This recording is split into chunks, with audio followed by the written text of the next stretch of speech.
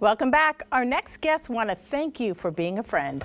Miami's sassiest seniors are back for one more hurrah, and it's all happening at Seattle Moore Theater. And here to tell us what Golden Girls, The Laughs Continue is all about is Ryan Bernier as Dorothy, Vince Kelly as Blanche, Adam Graber as Rose, and Christopher Cam as Sophia.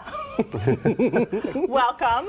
Thank you. I brought cheesecake. Oh, love it so Thank much. you. Love It's it. never too early for cheesecake. Right. And you need it all the time, right? I mean, absolutely. The four of you. Oh my goodness. We had it before we came. Right. And for those that don't remember or don't know, that's how the Golden Girls solve all their problems and issues, right? Even with each other. Absolutely. Oh, absolutely. Yeah. So it still works. I love it. Yeah. We've adopted it just between us.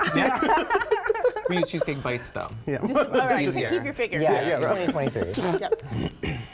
All right, first of all, what is this show all about? So, Golden Girls, The Laughs Continue finds the Golden Girls as if they never went off the air. It's 2023. The show's still going. They've moved from network to HBO Max because we say some things that you can't hear on network Right. television. And we have Sophia, who has been busted by the DA because she's been selling drugs from her nursing home room to help seniors with end-of-life issues. Why not? Glaucoma, you know. Rose and Blanche are running a very successful dating/sex app for seniors, just something to pass the time. And on that app, Dorothy has found a new beau, a younger man who happens to be Congrats. Thank you so much. who happens to be Sophia's prosecutor. Hilarity ensues. Dun, dun, dun. Hilarity ensues. Spoiler. Which might help with the ankle monitor. You Oh, know. yeah. Oh, yes, it's ever present. I'm seeing where this is going here. And we should also add that you have different costumes, different changes, right? Oh yeah, Oh, yeah. absolutely. Like I know, today you chose. Yeah, we're wearing this. We forgot the interview was happening, so we just rushed. This is just how we sleep. I will We're look just like this. Yeah, we just rushed over. So thank you so much for being Just a little accommodating. blush chapstick. Yeah, that's what's fun about the show is that as it fully takes place in 2023, we're still wearing costumes from the late 80s, early 90s. The house looks exactly the same, so you get that real. The set is amazing. Oh. It really does take you back. And we should actually thank Rose for bringing the blue eyeshadow back. These I I have Yeah. no idea the journey from St. Olaf I've had. As a 60-year-old woman, I have a little PTSD looking at that. And what happened when I was 15 years old and really wanted that color. Oh my goodness, we'll get through the trauma together. Thank you. With cheesecake. Oh Yes. my goodness. Yes, forget communication. Cheesecake's all you need. Cheesecake. So how did this concept come about?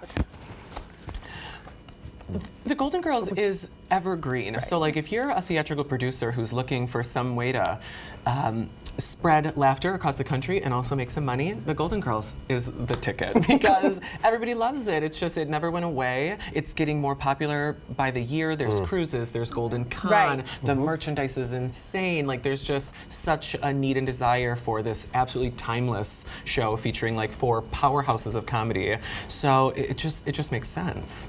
Well, how is it as men to play these iconic women? What are some of your experiences or thoughts on that? I think it's just one. It's such an honor to play these icons, and I think that, like Vince had said, it's timeless, and I think that there's something generational about it because, like I was, I don't know, not alive when it came out, but It's okay. that being said, It hurts. I know. That It hurts. Some of us older. Yeah, it There's hurts some us pain too. right there happening. Yeah. it's okay. Yeah, really rude. Like I said, trauma. But I think that it does cross those generational lines because everybody knows about it, and I grew up with it. I watched it. My mom loves it. You should like see her social media. She's blowing us up. She's our #1 fan. She really is. But it's things like that that I think really come full circle for my life and to not only relate to the girls' friendship in my own life, but it's such a relatable show, and I can relate to this character, especially Rose. I also grew up near a farm and in the Midwest. We like to say that sometimes it takes You really are big. really selling that. We like to say it takes really big feet to fill such iconic shoes. Yeah. So the idea I of like that. a man, sometimes like a female impersonator or a drag queen, for use of a not use of a better word, can get away with things that like a female wouldn't be able to say. And some of our jokes are, hidden in a very heightened comedic way that the girls wouldn't have said. So sometimes you gotta throw a wig on and tell a joke. I want to hear how you prepped for this. An That's actor prepares. An actor prepares. That's excellent. So like, I think initially, like with Dorothy specifically, the first thing that people are really looking for is that voice. Yeah. B. Arthur has one of the most iconic voices in television history, and that was sort of like my sort of in to getting everything else down. I luckily have a litany of wonderful, strong, intelligent, and very formidable women in my family. Yeah. And so pulling from all of them, getting to like bring my family to life, in addition to having B. Arthur be like the vessel for that, really made the whole thing come together. Love that. And you've got the voice, so. Thank you. you're there. It's a thrill to You're have. there. And the wig. I kind of feel like we all kind of pull from different people in our lives. Like Yeah. the other night I was realizing on stage, I was like, oh, that was Mama's family. That wasn't Sophia that I was just doing. But like, there's a little bit of my grandmother. There's a little bit of, you know, all different, strong, like sad, strong women. And you've also got the in our age lives. factor to have to. I grew up with the show, watching portray. it with my mother, with my grandmother. I never stopped watching the show. So when people are like, well, what makes it still go on? I was like, it never went away. I still have it on. It's on pause right now. So. And I think that's the really beautiful part about like this show and these women is that you can see any of those characters in your life. Yeah. They really, everyone has these people in their family, and so to get to have that moment of like recognizing who is it in your family that reminds you of this person, who do you get to celebrate at all times, it just becomes a giant party, and you get to have fun the entire time you're doing the show. And I do appreciate that all four of you at one point in this interview have mentioned that taking the inspiration from the women in your life, because you're right, we can all see that and do the same thing in our lives. And sometimes we forget how much there is to learn from each other. So thank you so much. And just the last question is, do you fight sometimes like they did?